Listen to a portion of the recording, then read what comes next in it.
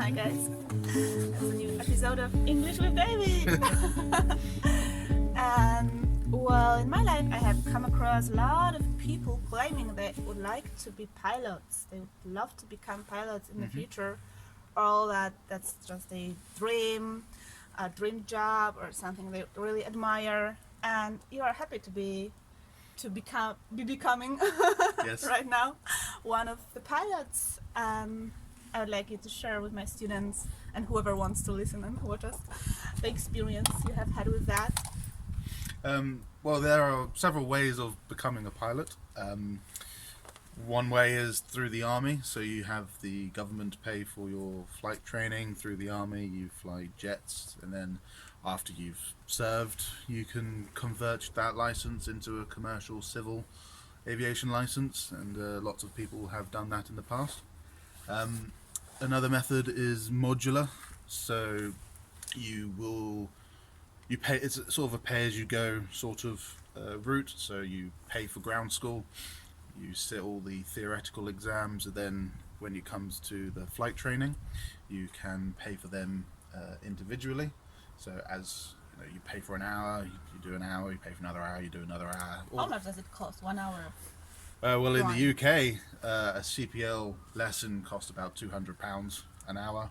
An hour. Here it's about 500 zloty, which is a lot cheaper. So that's probably one reason why my school has sent me here. And then there's my way of doing it. The way I'm doing it is integrated. It's called the integrated course. So you have a very structured start to finish process. And so you first 8 months was my school. You sit the ground school, so all the theories you get them out the way first, and then the next 8 months you get sent to a flying school. So I got sent to Poland, and so I'm doing that flying bit now. And then when you finish that, you go on to the next stage. You finish that stage, and then at the end of the whole process, you can be a pilot. You can apply for jobs, and then you can fly. Well, Normally takes how much time from start to finish? It can take 18 to 24 months. The fastest. The fastest is 18 months. So, but with delays in COVID and Weather. yes, it's taking a little bit longer, but hopefully I'll get it done within the 2 years. So, and then there's airline sponsorship route, which is similar to the integrated, except you don't pay for it yourself. You get an airline to pay for it, but that method is very sort of sought after by people, and it's a very demanding way of doing it, because at the end of it you have like a 5 or 10 year binding contract with the airline. You have to work for them. You have to work for them for a certain period of time before you're allowed to leave. You don't get full salary, I guess. No, you get a reduced salary, but it's a way of coming into the industry if you haven't got the money up front.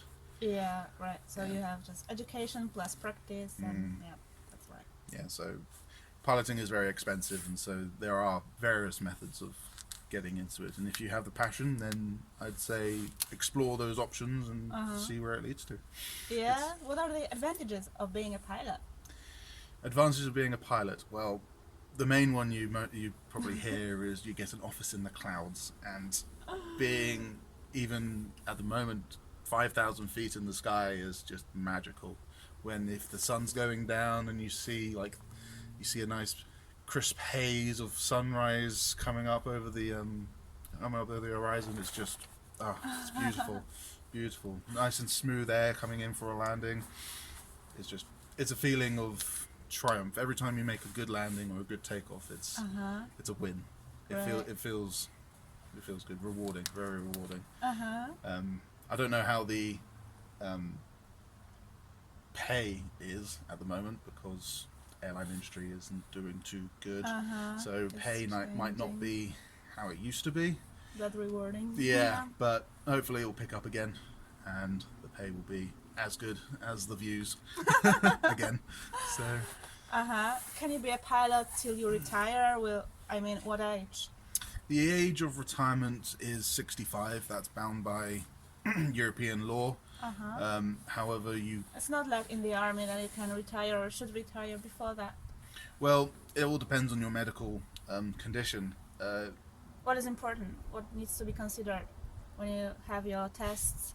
What is checked?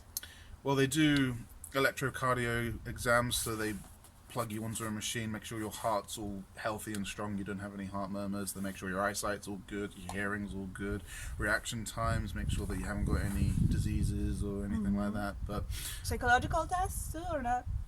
they don't do psychological tests unless you have had history of it, like I have, and then that takes quite a lot of time and pursuing historical records to make sure that you're not going to crash a plane into the ground on purpose. So, but yeah, I've had to go through all that, and that took a couple of months in itself. They don't check your values, like maybe you are for I don't know. How to be politically correct? Because some people may regard causing crashes as a way to go to heaven. Well, that falls under the mental health issues, and I assume that would be brought up whilst working at the airline and in the interview stages. So I don't know. I haven't heard those types of stories yet, so it'd be interesting. Yeah. Okay. It is worrying though, because the passengers put a lot of trust in the pilots. Oh. So there is a very tight vetting process, a referencing process to make sure these pilots are sound of mind and aren't going to go crazy. Okay. So, yeah, after such a long process of education, they wouldn't. Yeah. It wouldn't just pay off. If they wanted to be crazy, they would find an easier method for becoming pilots. Okay, thank you so much for sharing this experience with everyone who wants to listen. Okay, guys, thank you for watching. Bye.